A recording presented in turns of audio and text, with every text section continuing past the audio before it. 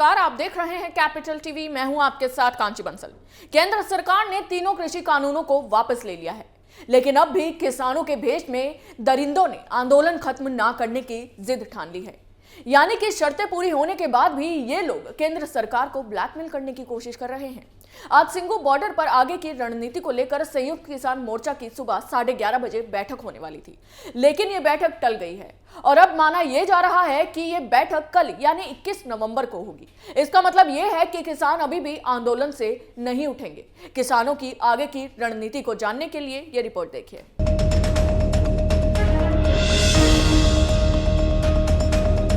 संयुक्त किसान मोर्चा की बैठक कल होगी। संयुक्त किसान मोर्चा के प्रमुख नेताओं की 9 सदस्यीय कमेटी की ये बैठक सिंगू बॉर्डर पर होगी। इनमें तीनों कृषि कानून निरस्त होने के बाद अगली रणनीति पर मंथन होगा।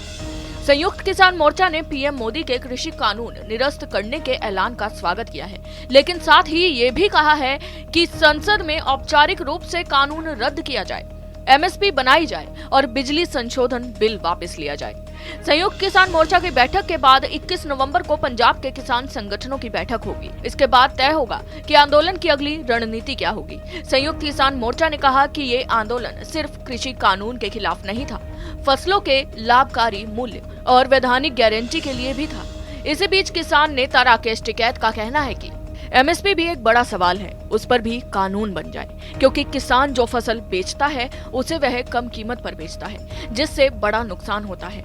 अभी बातचीत करेंगे, यहाँ से कैसे जाएंगे। अभी बहुत से कानून सदन में हैं, उन्हें फिर ये लागू करेंगे।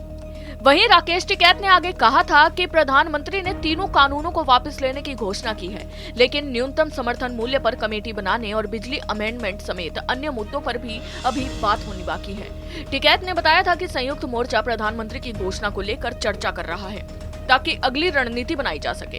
टिकैत ने ट्वीट किया कि आंदोलन तत्काल वापस नहीं होगा, हम उस दिन का इंतजार करेंगे जब कृषि कानूनों को संसद में रद्द किया जाएगा।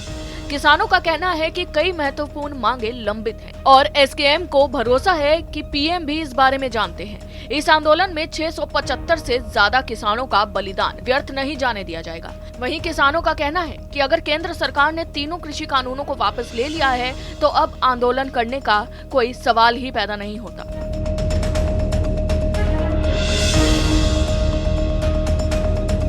संयुक्त किसान मोर्चा ने पीएम मोदी के कृषि कानून निरस्त करने के ऐलान का स्वागत किया है, लेकिन यह भी कहा है कि संसद में औपचारिक रूप से कानून रद्द किया जाए।